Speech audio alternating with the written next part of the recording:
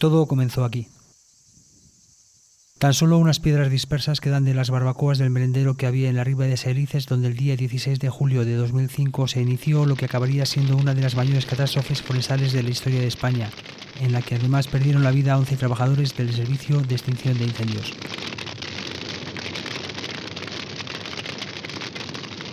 El fuego de una barbacoa hizo que el campo prendiera a una gran velocidad en un incendio de trágicas consecuencias.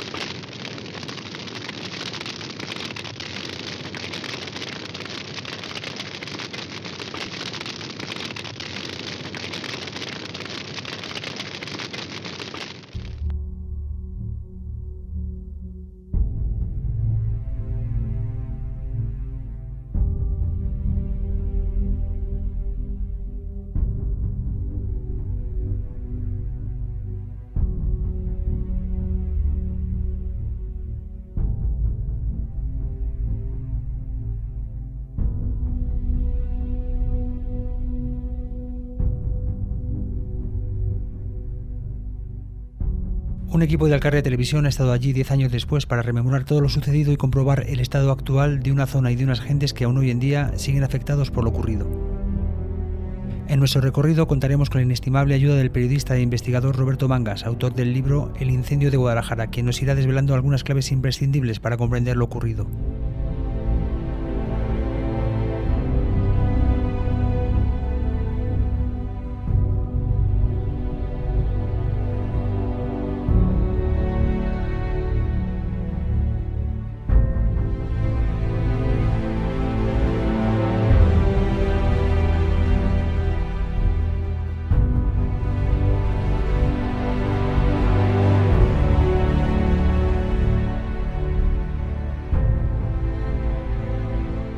Nuestra andanza comienza en el lugar donde unos excursionistas encienden un fuego en una de las barbacoas que el Ayuntamiento de la Riba de Serices tenía ubicadas en un merendero próximo a la Cueva de los Casares, sin poder dejar de preguntarnos el porqué de la colocación de estas en un entorno tan seco y tan próximo al comienzo del rastrojo.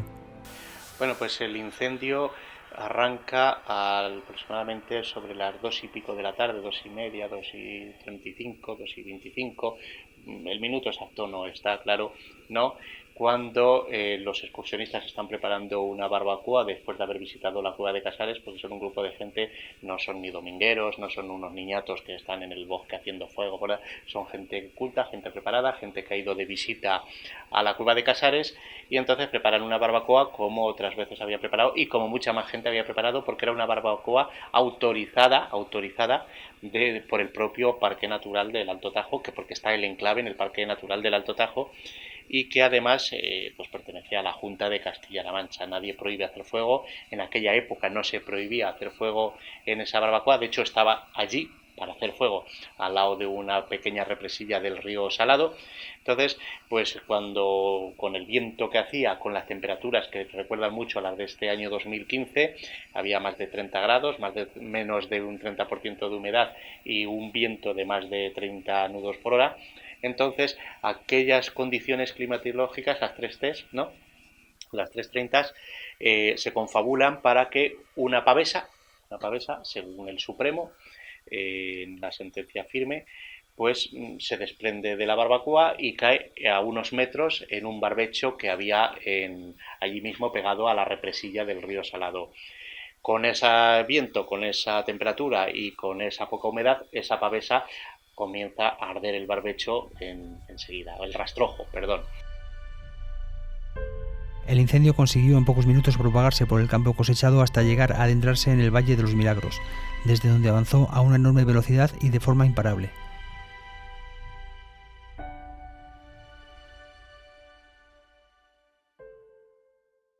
El fuego se mete de lleno en el Valle de los Milagros y en el Valle de los Milagros alcanza surgen dos frentes que van a una velocidad, creo recordar que de unos 30 kilómetros por hora, devorando bosque con el viento que hacía, con el calor que hacía, con una potencia térmica como la que genera la propia central nuclear de Trillo 1, ¿no? Una potencia calorífica bestial. Imagínate, habiendo 36, 37 grados, más la potencia calorífica que generaban miles de pinos a la vez devorados por las llamas, aquello era un verdadero infierno.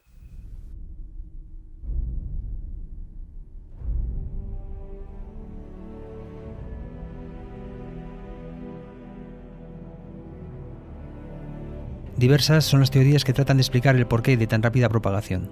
Sí, bueno, se hicieron varios informes. Se hizo un informe por un catedrático de Coimbra, se hizo varios informes por ingenieros forestales de España. El caso es que unos dieron su versión del fuego eruptivo, del block-up, de las corrientes térmicas, de las inversiones térmicas. Se dieron muchas versiones y todas son válidas y todas pueden ser descartadas por otro contrainforme. Lo cierto es que había corriente de aire a más de 30 nudos, menos de 30 grados más de 30 grados de temperatura y menos del 30% de humedad. Aquello era una tea. El bosque no se había limpiado en invierno. En aquella época los trabajos de extinción de incendios se limitaban al verano. O sea, no había nadie trabajando en invierno en los bosques, se había prohibido incluso el pastoreo en muchos bosques, con lo cual tú ibas andando por un bosque y ibas paseando por una capa, pues, porque era yesca pura lo que ibas pisando. Solo faltaba que prendieras una mecha para que aquello hiciera ¡buf! Y ardiera. Los avisos no tardaron en alertar al teléfono de emergencias 112, desde donde se activaron una serie de actuaciones que enseguida demostraron ser insuficientes. El 112 recibe las primeras llamadas y manda los medios de despacho automático, que es el retén de Mazarete, con una motobomba, un helicóptero y un retén de tierra. El helicóptero falla la recogida de agua, se cae la bolsa, se manda desde Madrid medios del Ministerio de Medio Ambiente, pero uno se tiene que ir para Zaragoza. No olvidemos que en Nuevalos, en aquellas fechas, estaba habiendo un incendio tan voraz como el de Guadalajara.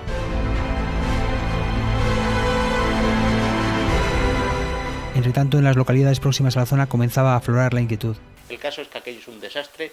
Las primeras 12 horas allí los únicos que hacen algo son el retén de Mazarete y todos los vecinos de la comarca, que se movilizan absolutamente todos, porque unos años antes ya habían visto quemarse parte del pinado, que lo habían recuperado muy poquito antes, con José Bono en la presidencia de la Junta, porque era el ducado de Medinaceli, y entonces dicen, se los va a volver a quemar, ahora que es nuestro se nos quema todo esto. 10 años después nos desplazamos en nuestro recorrido hacia Ciruelos del Pinar, uno de los pueblos que se vieron amenazados por el incendio. Allí conseguimos hablar con alguno de los que temieron ver su entorno más próximo reducido a cenizas. Sentimos miedo por el pueblo. Sentimos miedo porque aquí estaba cayendo, caía las pinochas, caía la pizorra, caía todo. Estaban los jardines llenos de pizorra y teníamos miedo por el pueblo. De hecho, se quemaron dos casas por ahí arriba, al principio. Sí, viviendas no, fueron locales. Pues hombre, se siente pena de verdad. Y luego ver que se quema un pinar, que hemos vivido de él, se quema y eso te da una pena horrible. Teníamos miedo de que no entrara el fuego. Preferían quedarse aquí a defender. Claro, a defenderlo.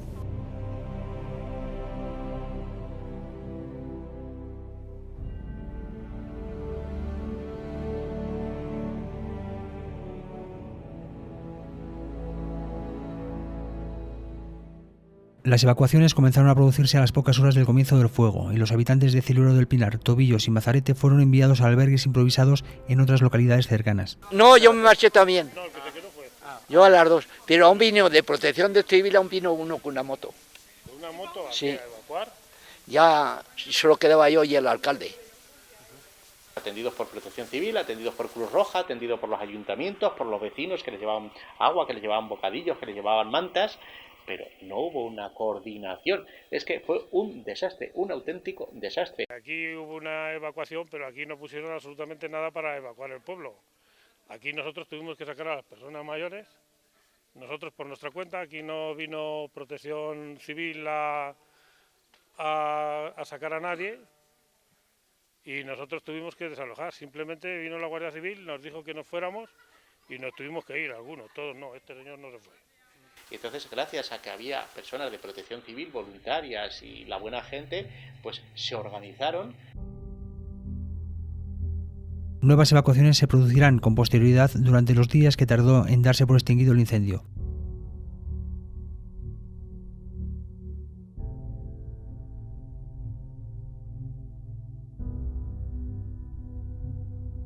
No obstante, hubo quien prefirió quedarse para, en la medida de las posibilidades, contribuir a la extinción de las llamas o al menos hacer todo lo posible para que éstas no arrasaran sus pueblos. Los primeros pueblos que empiezan a ser rodeados por el humo, no por las llamas, porque afortunadamente son alrededor de los pueblos, pues lo que había eran pues sembrados, y en aquella época pues estaban todos en rastrojo. Entonces con tractores y demás, con arados, se hacen cortafuegos, la llamas no llega al pueblo.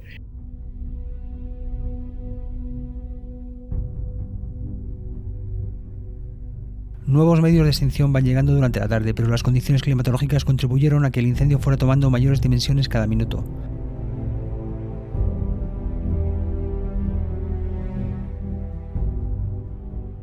Todo ello, unido a una gestión de la situación que a todas luces fue ineficaz, hizo que los intentos de control de los focos activos fuesen infructuosos.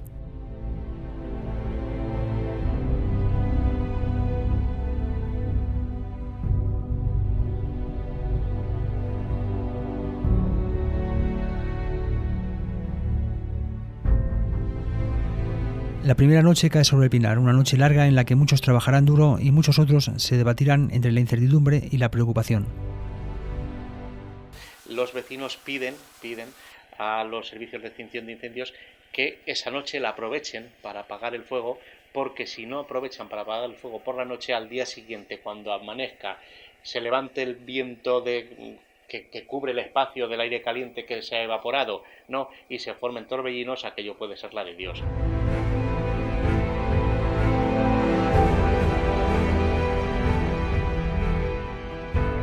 La mañana del domingo 17 de julio muestra un paisaje en el que el frondoso arbolado ha sido sustituido por un desierto de cenizas y negros troncos desnudos.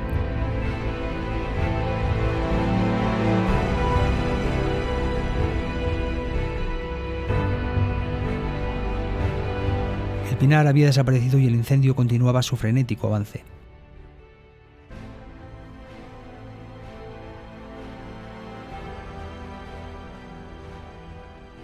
Por la mañana, cuando se levanta el sol, empieza a moverse el viento y entonces se reactivan las brasas de los 4 puntos calientes y aquello empieza a arder por todos los lados otra vez, pero a un nivel bestial. Estamos ya en el domingo el frente ya lleva, me parece que eran 2 frentes de 10 a 13 kilómetros, eso era inatacable de ninguna manera. De hecho, uno de los aviones SACO de reconocimiento que vuela por el incendio para ver por dónde están los frentes e informar a tierra, pues llega a informar que la zona del Valle de los Milagros que se abandone, y sobre todo que los de tierra que ni entren allí, porque hay tal cantidad de fuego y tal potencia calorífica que se forman remolinos en el viento y que los aviones ni siquiera pueden volar. Imagínate pues los retenes de tierra, era imposible que por allí aparecieran. Hoy en día, lo que fueron densos pinares se han convertido en una capa de monte bajo de la que aún sobresalen algunos de aquellos troncos como testigos mudos de la tragedia.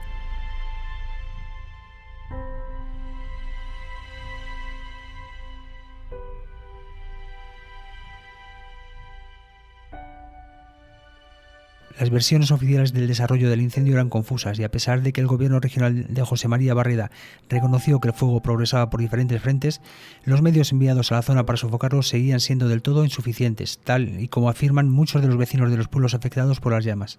El sábado se tenía que haber declarado la alerta 2 a las 5 de la tarde y entonces hubiesen venido más retenes a colaborar y a apagar el incendio, porque Castilla-León, que está a 15 kilómetros de aquí, tenía un retén. A 15 kilómetros de aquí no le dejaron entrar. Hay retenes, que aunque parezca increíble, por ejemplo el de Argecilla, que está viendo el fuego a unos kilómetros y pide ir voluntariamente y no se le acepta ir al fuego. Hasta el domingo por la tarde-noche no se le acepta y se le mete además las normas contraviene las normas de seguridad, el hecho de que mandes a un retén que no es de la zona en un sitio que no conocen y por la noche. Porque imagínate las ratoneras que puede haber en un bosque, ¿no? De hecho estuvieron rodeados por las llamas. Estos mismos vecinos además coinciden en que la extinción de aquel fuego requería enormes esfuerzos humanos y materiales. Y vivimos con mucha, digamos, muy defraudados y con mucho miedo y mucho el que no venían medios, cuando nosotros veíamos que las llamas estaban allí enfrente y aquí no venía nadie, y entonces pues no sabíamos qué hacer, la gente joven bajando con cubos por ahí, porque querían ser útiles de alguna manera y no sabían cómo. Y eso es lo que tuvimos más, o sea, lo que reprochamos más.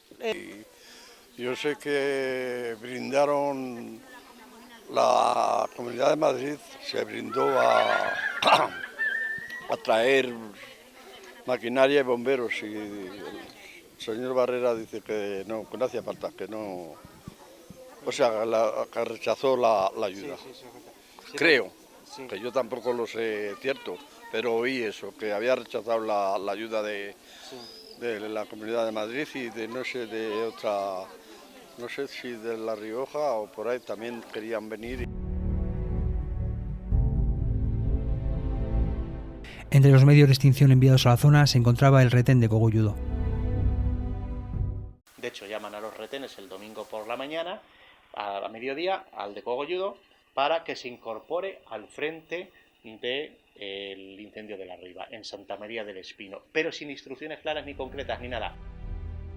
El retén se detuvo en Santa María del Espino para preparar la subida a la zona que tenía asignada, momento que aprovecharon algunos de sus componentes para llamar a sus familiares. Aquí estuvieron, aquí se cambiaron de ropa, aquí llenaron las cantimploras, aquí bebieron agua, aquí les dejó una señora al teléfono a que era una mujer, una de ellas, o creo que fue a ella o a un chico le dejó el teléfono porque no comunicaba su teléfono y se lo dejó para hablar con su familia, y fue la última vez que se les vio.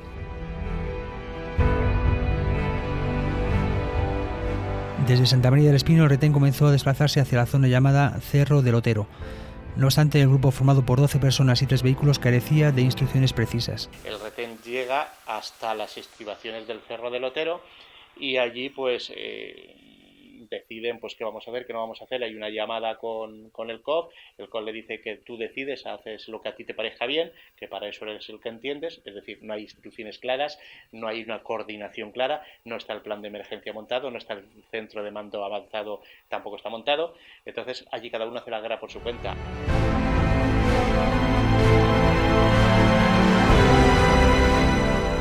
Las tareas de extinción del fuego en aquella zona iban siendo auxiliadas por diversos voluntarios, los cuales vieron con gran preocupación cómo el retén se adentraba en una zona sobre la que el fuego y el humo ya comenzaban a avanzar.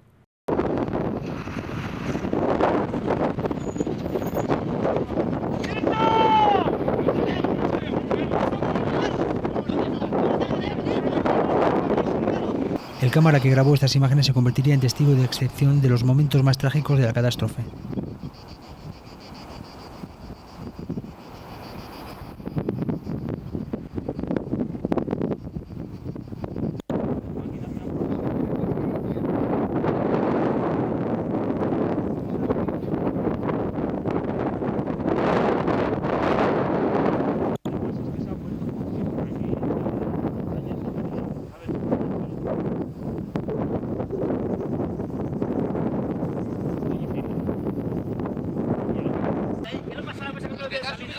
Una chica rubia en el fútbol. No, venía conmigo. Se han metido los dos camiones hasta llenos, han dicho venid por aquí para abajo.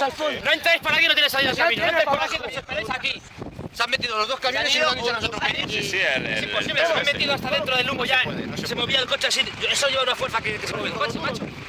Es que se veía el fuego, o sea, que es que no entiendo cómo se han metido ahí. Es imposible. A ver. Es que había fuego por aquí, ¿cómo se han metido en el centro? Es que se han metido justo cuando estaban dentro, estaban las llamas alrededor de ellos, estaban subiendo ya por la ladera. Digo, coño, se darán la vuelta y se han quedado. Quedan atrapados ahí abajo y mira que le hemos dicho, no metáis. A ver cómo sale. No podemos mandar al hidroavión que esté justamente allí. No te metas ahí abajo que no sales. Que no metes.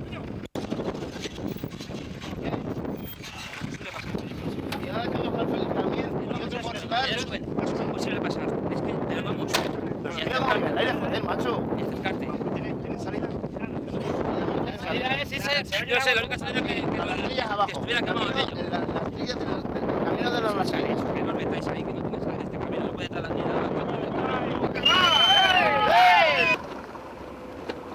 La ruta seguida por el grupo fue esa misma que ahora les mostramos en las imágenes. Nos acompaña un vecino de Santa María del Espino, testigo presencial de lo ocurrido aquella tarde. Se quedó un foco arriba en un cerro y que dice que no, que eso ya no tiene. Bueno, nos quedamos ahí arriba esperando.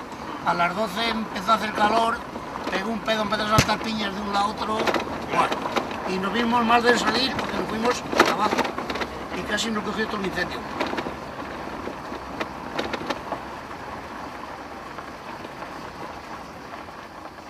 Sí, yo estaba ahí atrás también. Y subimos detrás de ellos del pueblo, que entonces, precisamente era el día de la fiesta, había gente, un montón. Y cuando vimos que subía, estaba mi hija conmigo también. Y digo, vámonos de aquí, que en 5 minutos nos come el fuego. Cuando bajamos al pueblo ya, ¡buah! Cuando se calienta, coge la temperatura, llega un momento que hace así, ¡bum! Como un hongo, cuando tiran una bomba. Cuando estábamos en el pueblo, que se prendió el cerro aquel de allá, igual que se hubieran tirado una bomba. Todo el cielo rojo. Claro, si la verdad, esas imágenes que salen, sí, que dicen, no paséis más, no paséis. Pues un amigo mío, aquí estaban ellos, me parece. Ellos estaban aquí un poco más arriba. Yo estaba un poco más atrás todavía, que estaba con mi hija y otros 4 o 5 que subimos juntos, con un todoterreno. Y nada, cuando ya se veía todo el fuego aquí, todo el barranco, dijimos, vámonos. Y ya no podíamos hacer nada.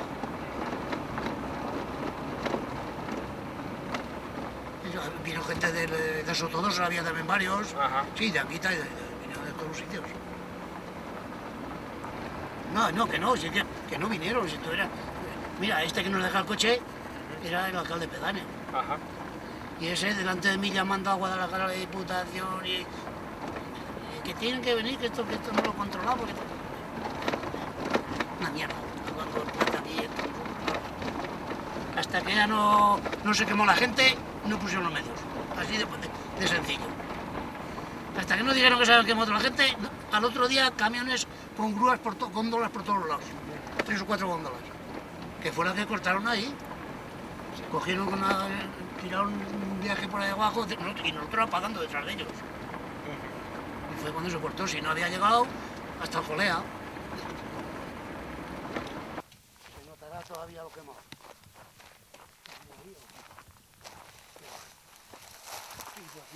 Intentaron pasar por aquí. Intentaron pasar por aquí y nada, se quedó el todoterreno colgado aquí. Aquí o espera que vaya un poco más allá, si es ahí. No, es ahí. Sí, ¿no? Sí, porque por aquí la pared no podía salir. Fue ahí. Esto estaba todo quemado cuando vine yo y bueno, el coche y todo estaba aquí. Estuvo unos cuantos días. Por aquí se quedó. Repetidas llamadas al 112 alertan sobre la posibilidad de que el retén de Cogolludo se haya perdido o accidentado. Las respuestas del centro de emergencia solo consiguen aumentar la desesperación y la impotencia de quienes ya temen lo peor. 112, Castilla-La Mancha. Hola, mira, le llamo al incendio de Santa María del Espino. Sí, dígame. Mire, se han quedado 2 coches de bomberos y 2 coches de retén atrapados en el incendio. A ver si podían mandar un hidroavión para que te agua. 2 coches de bomberos. 2 coches de bomberos, sí, y el forestal que iba dirigiendo la operación y un coche de retén. ¿Que se han quedado atrapados por el incendio? Efectivamente, sí. Nos ha llamado una persona que se encontraba atrapada, pero además de esa persona hay más gente. Joder, claro, hay más gente, me llaman, tío, hace 15 personas. Vale, no sé. Hay un atrapado que está allí. Vale, escúcheme. Estará ustedes con el coordinador. Vale, no se preocupe. Vale. Pues venga, hasta ahora. Venga. A última hora de la tarde comienza a correr el rumor entre las gentes de los pueblos de alrededor de que podría haber fallecidos en las labores de extinción del incendio. Se deja que germinen los rumores, a las familias incluso no las llaman, no las informan, no les dicen lo que ha pasado. Las familias se tienen que enterar por los medios de comunicación y algunas por los rumores que empiezan a correr en el frente, porque ya te he contado que hay muchos testigos que se dan cuenta, de hecho hacen llamadas al 112, manden un avión para echar agua, que se ha metido un retén y han pasado las llamas por allí por donde estaba el retén.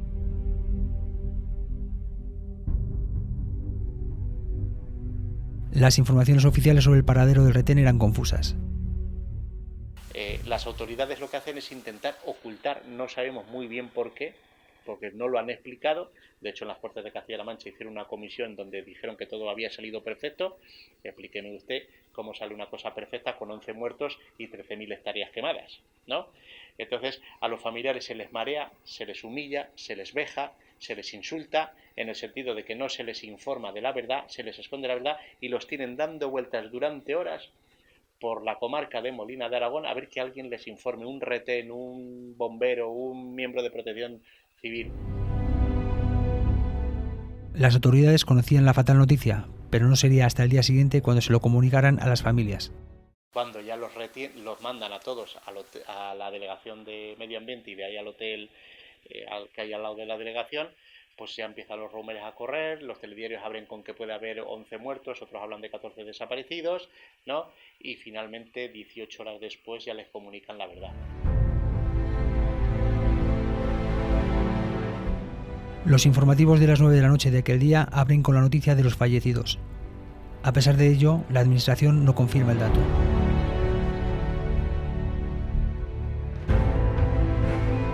En pocas horas el fuego pasó de ser tratado como uno más a ser tomado como una prioridad.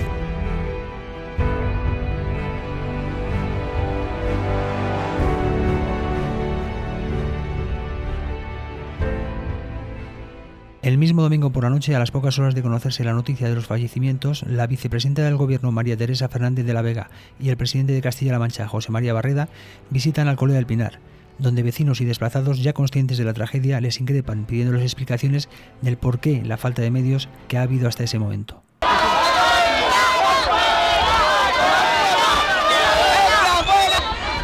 ¡Que sois unos golfos! ¡Más atención! ¡A las espaldas lleváis! ¡Más atención!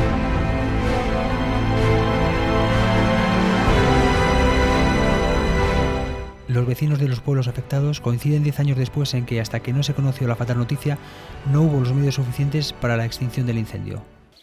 Pero esto estuvo mal atendido, porque es que hasta que no pasó hasta el día siguiente de empezar el incendio, aquí no vino ni Dios. Las autoridades aquí no reaccionaron como tuvieron que reaccionar. Los hidroaviones aquí no llegaron hasta el lunes por la mañana. El domingo no hubo aquí hidroaviones apagando fuego, ni el sábado ni el domingo.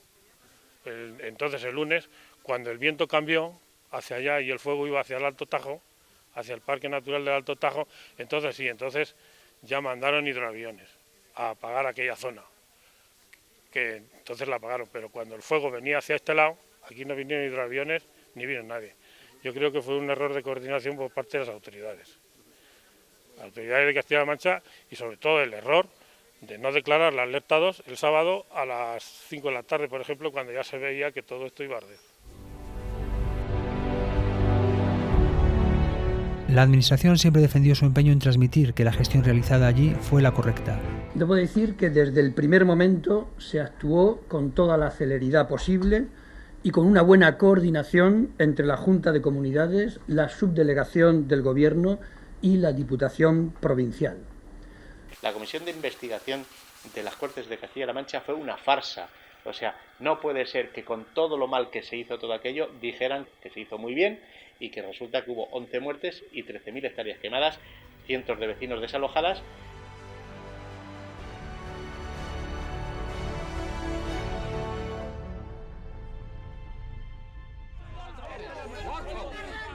Pero la gente de los pueblos no estaba conforme con la versión oficial y se lo demostraron a José María Barreda una vez más en su visita a la localidad de Luzón, donde asistió a una reunión con los alcaldes de la zona. No estoy diciendo nada más que la verdad y lo que todos pensáis. Coño, ese tío, vamos, no tenía que haber entrado en este pueblo. Los alcaldes sí, pero él ¿quién es? Un falso, un mentiroso.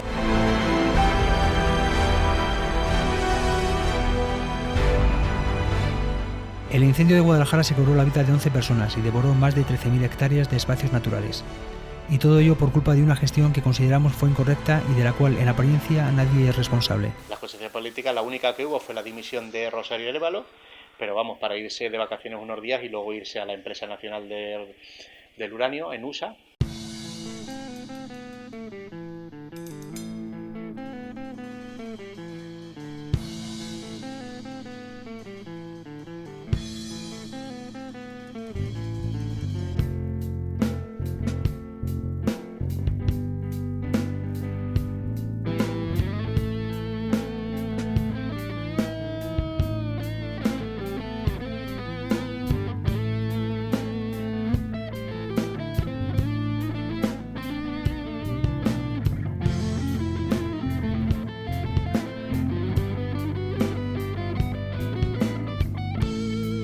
Tras aquella manifestación multitudinaria celebrada 6 meses después de lo ocurrido, manifestación que hasta la fecha ha sido la de mayor seguimiento en la historia reciente de Guadalajara, y tras un proceso judicial que se ha dilatado hasta 2013 y en el que se imputó a 29 personas, entre ellos los excursionistas, técnicos de medio ambiente, alcaldes y delegados del gobierno socialista, el Tribunal Supremo encontró como único culpable de todo lo ocurrido al excursionista Marcelino Erce y le condenó a 2 años de prisión y al pago de una indemnización millonaria a la que nunca podrá hacer frente.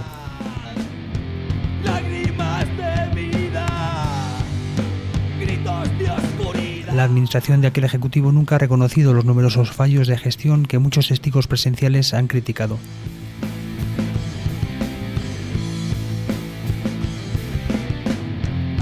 A día de hoy, el Cerro del Otero es un paraje que sobrecoge solo de imaginar lo ocurrido allí hace una década.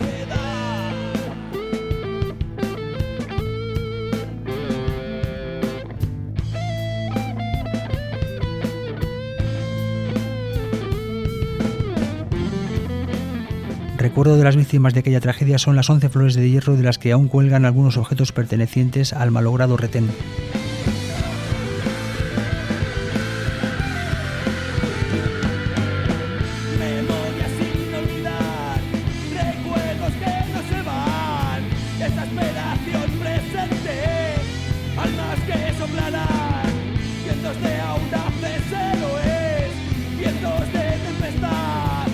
De los 11 héroes, vientos de tempestad.